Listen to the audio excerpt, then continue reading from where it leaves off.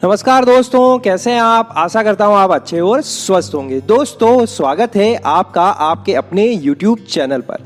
दोस्तों पिछले एक वीडियो में हमने जाना कि किस तरह से एक नई फर्म, एक नई कंपनी का पीएफ और ईएसआई में रजिस्ट्रेशन किया जाता है। श्रम सुविधा पोर्टल के द्वारा हम ईएसआई और पीएफ में कॉम्बाइंड रजिस्ट्रेशन कर सकते हैं। इसका एक मैंने डिटेल में वीडियो ऑलरेडी बनाया हुआ है। अगर आपने वो वीडियो नहीं देखा है तो नीचे डिस्क्रिप्शन में उसका मैं लिंक दे दूंगा, वहाँ पर जाकर आप वो वीडियो देख सकते हैं। और ऊपर आई बटन में भी उसका मैं ऑप्शन दे दूंगा, वहाँ से भी आप वो वीडियो जाकर देख सकते हैं। दोस्तों अगर आपने अभी तक अपना फर्म का, कंपनी का रजिस्ट्रेशन नहीं किया तो वो वीडियो आपके लिए बहुत ही इंपॉर्टेंट हो सकता है। तो सबसे पहले आप वो वीडियो ज़रूर देख लें। और अगर आपका ऑलरेडी रजिस्ट्रेशन किया हुआ है और आप जस्ट मंथली चालान कैसे प्रिपेयर करते हैं वो जानना चाहते हैं तो ये वीडियो आपके लिए बहुत ही इंपॉर्टेंट होने वाला है। तो दोस्तों मेरा नाम है मनोज शर्मा, आप देख रहे हैं शर्मा जी हेल्प, जहां मिलते हैं आपको PF, ESI, labour laws, HR, business case studies जो आपके और आपके मिलने वालों के लिए बहुत ही हेल्पफुल होते हैं। दोस्तों अगर आप इस चैनल पर नए हैं तो प्लीज़ चैनल को ज़रूर सब्सक्राइब कर लीजिए और पास वाले बेल आइकन को प्रेस कर दीजिए ताकि जब भी मैं कोई नया वीडियो लेकर आऊँ आप तक उसका नोटिफिकेशन सबसे पहले पहुँच जाए। वीडियो में अगर आपको वीडियो अच्छा लगे तो प्लीज़ इसे लाइक करिए, अपने मिलने वालों के साथ में ज़रूर शेयर करिए। तो चलिए दोस्तों शुरू करते हैं आज के इस वीडियो में। आज के इस वीडियो में हम डिटेल में जानेंगे कि किस तरह से मंथली पीएफ चालान जनरेट किया जाता है, एक्सेल फाइल अपलोड की जाती है और किस तरह से चालान प्रिपेयर किया जाता है। दोस्तों बहुत सी कंपनियों के पास में सॉफ्टवेयर होते हैं, वहाँ से directly automatically text file upload हो जाती है और वही यहाँ पर अपलोड करते हैं। लेकिन दोस्तों बहुत सी कंपनियाँ जो नहीं होती उनके पास में ये ऑप्शन नहीं होता है।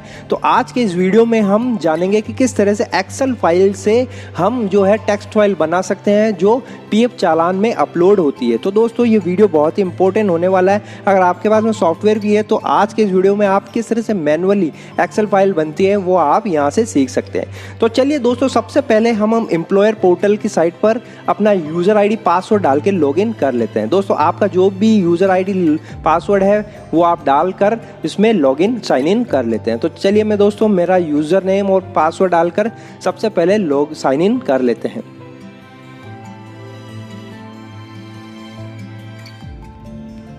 प्रोसेस हो रहा है और यहाँ पर हम साइन इन कर लेते हैं। साइन इन करने के बाद में इस तरह से हम हमारे वेबसाइट में एंटर हो जाते हैं और सबसे पहले जाएंगे हम पेमेंट में ईसीआर रिटर्न फाइलिंग, यहाँ पर जाकर हम तो इस तरह से हमारे सामने एक नई विंडो ओपन हो गई है। ईसीआर अपलोड पर हम जाएंगे, ईसीआर अपलोड यहाँ पर हम क्लिक करेंगे कि दोस्तों इस तरह से हमारे सामने एक नई विंडो पे वापस हम ईसीआर फाइल अपलोड इस पर हम क्लिक कर देंगे। तो यहाँ पे हमारे सामने बहुत सारे ऑप्शन आ रही है। सबसे पहले वेज मंथ हमें सेलेक्ट करना है। तो मार्च जो भी मैं ले रहा हूँ, मार्च 2020 का मैं चालान भर रहा हूँ तो यहाँ पे सेलेक्ट कर लिया। सैलरी डिस्बर्समेंट डेट क्या है, जिस डेट को आप सैलरी डिस्बर्स किया वो आप डाल देंगे। मोस्टली 7 तारीख तक हो जाता है तो आप जो भी आपकी सैलरी डेट होती है वो आप मेंशन कर देंगे। फिर आता है सेलेक्ट फाइल, तो ये हम जानेंगे कि सेलेक्ट फाइल कैसे होते हैं। तो अभी हम जानेंगे। यहाँ पे दूसरा ऑप्शन है फाइल टाइप, ईसीआर और अरियर, दो ऑप्शन यहाँ पे आते हैं लेकिन जनरली ईसीआर ही सेलेक्ट किया जाता है। अरियर का ऑप्शन तब चूज़ किया जाता है जब किसी कंपनी को अरियर देना होता है। सपोज कोई कंपनी इंक्रीमेंट कर रही है जुलाई के अंदर लेकिन वो इफेक्टिव चाहते हैं कि अप्रैल से हो, तो अप्रैल, मई, जून का अरियर वो देंगे। तो यहाँ पर अरियर का ऑप्शन तब चूज़ करेंगे जब हम अरियर दे रहे हैं। तो उस केस में 3 महीने का अरियर, सेम चालान बनेगा, सेम टेक्स्ट फाइल बनेगी और अरियर में अपलोड हो। लेकिन जनरल केस में ईसीआर ही अपलोड होती है। कंट्रीब्यूशन रेट 12% भर देंगे और रिमार्क्स में जो भी आपका जैसे PF contribution for the month of March इस तरह से हम फिल कर देंगे। अब हमें दोस्तों वो फाइल चूज़ करनी है जो यहाँ पर अपलोड होगी। चूज़ फाइल यहाँ पर हमें अपलोड करनी होती है। तो चलिए सबसे पहले हम जान लेते हैं कि किस तरह से प्रैक्टिकली ये जो है फाइल बनाई जाती है। तो चलिए दोस्तों हम जानते हैं कि अगर आपके पास में सॉफ्टवेयर है तो आप वहाँ से डायरेक्ट डाउनलोड कर लेंगे और यहाँ पे सिंपली अपलोड कर देंगे। लेकिन अगर आपके पास में कोई सॉफ्टवेयर नहीं है और आप एक्सेल के द्वारा टेक्स्ट फाइल मैनुअली बनाना चाहते हैं तो चलिए आज के इस वीडियो में हम डिटेल में जानेंगे कि किस तरह से आप मैनुअली वो फाइल बना सकते हैं। तो चलिए दोस्तों यहाँ पर देखिए मैं एक एक्सेल फाइल ओपन कर लेता हूँ जो मैं इस महीने प्रोसेस करने वाला हूँ। आप भी इसको अच्छी तरीके से देखिएगा दोस्तों। ये देखिए हमारे सामने इस तरह से टैक्स एक्सेल फाइल आ गई है। UN number, name, gross wages, EPS wages, EDLI wages, employee contribution, EPS contribution difference, NCP days और रिफंड ऑफ एडवांस। तो ये सारे ऑप्शन हमारे पास में अवेलेबल हैं। यहाँ पे देखिए दोस्तों, सबसे पहले जो भी आपके यूएन जितने भी एम्प्लॉयज़ हैं, यहाँ पर मैं एग्जांपल के लिए 3 ही है तो मैं 3 ही ले रहा हूँ। इनके यूएन नंबर आ जाएगा, नाम आ जाएगा, जो भी आपका इनका रजिस्ट्रेशन हुआ है तो वो यहाँ नाम आ जाएगा। इसके बाद में इनकी ग्रॉस वेजेस क्या है वो यहाँ पर हम मेंशन करेंगे। ग्रॉस वेजेस हो सकता है आपकी 20,000 हो, 25,000 हो, लेकिन ईपीएफ वेजेस जो होता है वो डिफ़र हो सकता है। जो गवर्नमेंट की लिमिट है या जो गवर्नमेंट ने सीलिंग लगाई हुई है वो 15,000 है। बहुत सी कंपनी क्या होती है कि ग्रॉस वेजेस कितना भी हो लेकिन पीएफ जो है वो 15,000 तक ही काटते हैं। जैसा कि हमें पता है कि एचआरए पर पीएफ नहीं कटता है, तो एचआरए एग्जम्प्ट होने के बाद में जो भी अमाउंट आता है उसके ऊपर हम पीएफ काटते हैं, तो वो पीएफ ईपीएफ वेजेस होता है। तो यहाँ पर देखिए ईपीएफ वेजेस मैंने ऑलरेडी मेंशन कर दिया है। ये ग्रॉस वेजेस से थोड़ा सा डिफर होता है, लेकिन अगर आपका gross wages EPF wages same है तो यहाँ पर सेम ही आ जाएगा। अब आता है ईपीएस वेजेस। ईपीएस वेजेस होता है जिसमें पेंशन का अमाउंट डिडक्ट होता है। दोस्तों बहुत सी बार क्या होता है कि ईपीएफ और ईपीएस में स्लाइटली डिफरेंस होता है।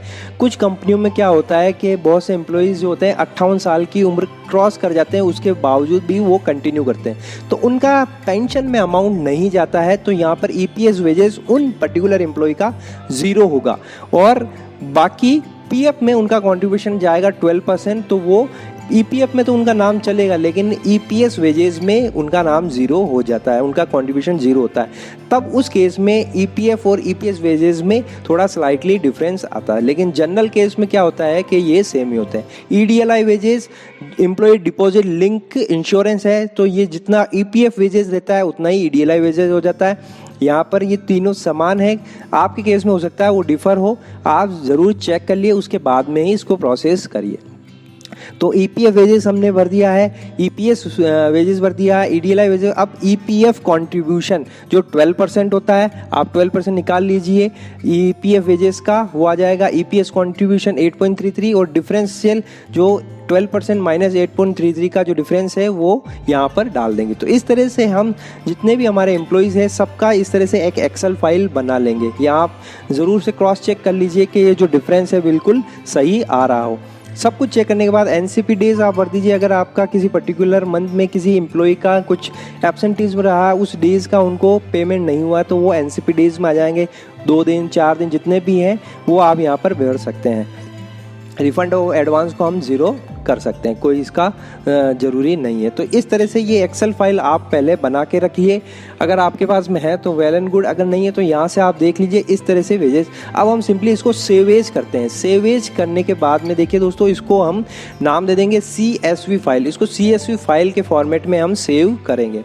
अब जो सेव एज टाइप है उसको हम रखेंगे CSV कोमा डेलिमिनेट। ये ज़रूर ध्यान रखिएगा दोस्तों, CSV कोमा डेलिमिनेट, इस फॉर्मेट में हम इसको सेव करेंगे। दोस्तों ध्यान से देखिएगा, ये बहुत ही इंपॉर्टेंट। अब इस CSV फाइल को राइट क्लिक करके हम नोटपैड में ओपन करेंगे। सबसे पहले इसको राइट क्लिक करेंगे, ओपन विथ नोटपैड। ये देखिए दोस्तों, इस तरह से हमारे सामने ये फाइल ओपन हो जाएगी। अब हमें क्या करना है, जो सबसे फर्स्ट लाइन है यहाँ पे UN, name, gross wages, EPF, इसका कोई मतलब नहीं होता, तो इस लाइन को सबसे पहले हमको डिलीट मार देना है। सिंपली आप इसको डिलीट कर देंगे। ये देखिए इस तरह से डिलीट हो जाएगी और इस ये जो कंट्रीब्यूशन इसको हम ऊपर ले लेंगे।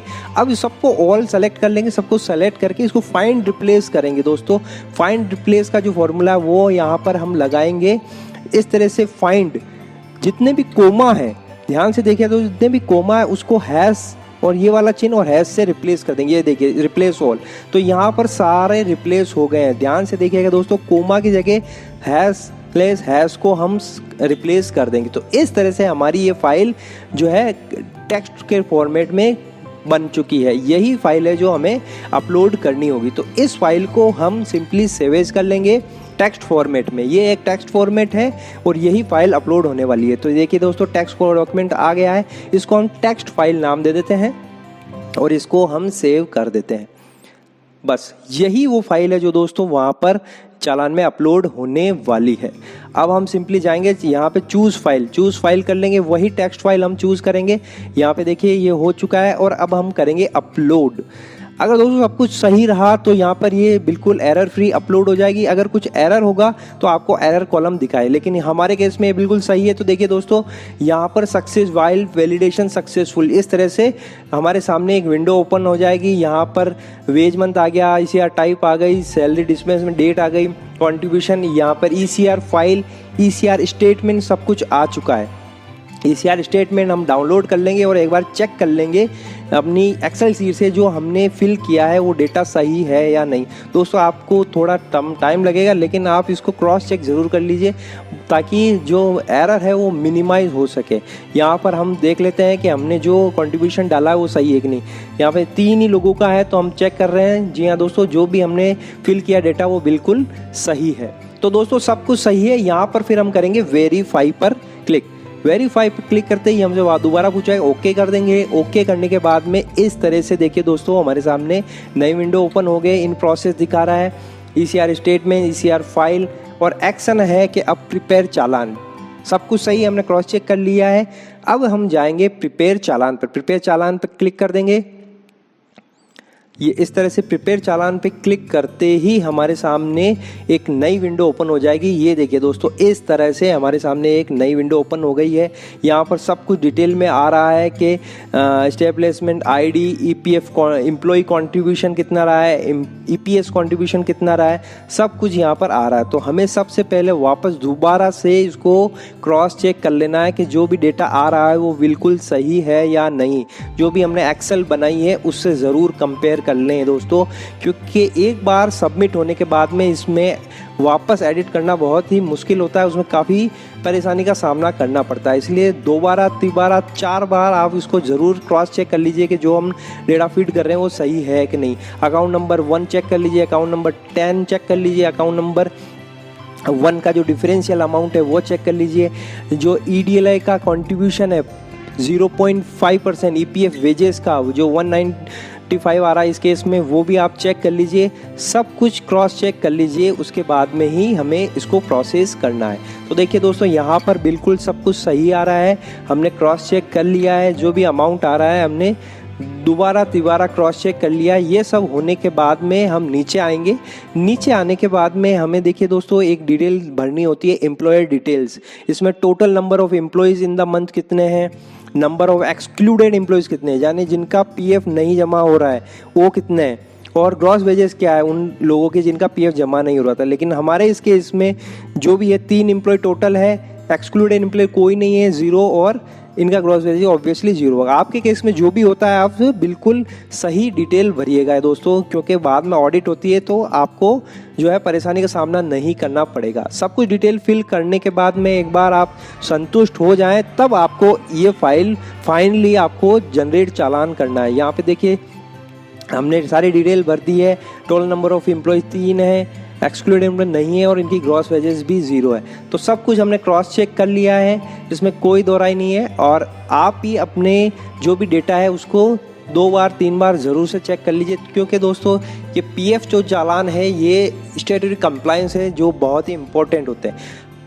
यहाँ पर हम कर देंगे जनरेट चालान। जनरेट चालान पर क्लिक करेंगे, ओके कर देंगे। तो ये देखिए दोस्तों ये फाइनलाइज स्टेज पर आ गया है। अब हम सिंपली फाइनलाइज कर देंगे। हमने सब कुछ चेक कर लिया है, फाइनलाइज पे क्लिक करते ही ओके कर देंगे और ये हमारा चालान प्रिपेयर हो गया है। अब हम देखिए दोस्तों रिसिप्ट फाइल चालान जो होती है वो डाउनलोड कर लेंगे और फाइनली अब हमारे पास में जो फाइनल स्टेप है वो पेमेंट का है। तो इस रिसिप्ट फाइल भी हम चेक कर लेते हैं कि जो आया है चालान बन के वो कैसा है और उसमें सब कुछ सही है या नहीं।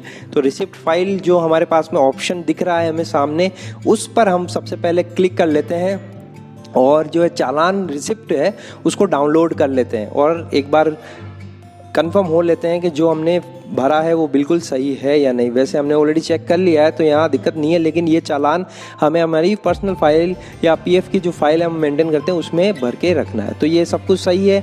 यहाँ पे ABRY पेमेंट हमने ऑप्शन नहीं चूज़ किया तो नहीं आ रहा है। तो देखिए दोस्तों, इस तरह से सब कुछ आ गया है। यहाँ पर हम सिंपली पे करेंगे और मंथली पीएफ चालान जन पेमेंट हो जाएगा। तो आई होप दोस्तों आपको इस वीडियो से पूरी जानकारी मिल गई होगी। फिर भी आपके कोई क्वेश्चन है तो आप ज़रूर पूछिए, मैं उसका आंसर देने की पूरी कोशिश करूँगा। तो फिर दोस्तों फिर मिलते हैं, तब तक के लिए अपना ख्याल रखिएगा। Thank you very much.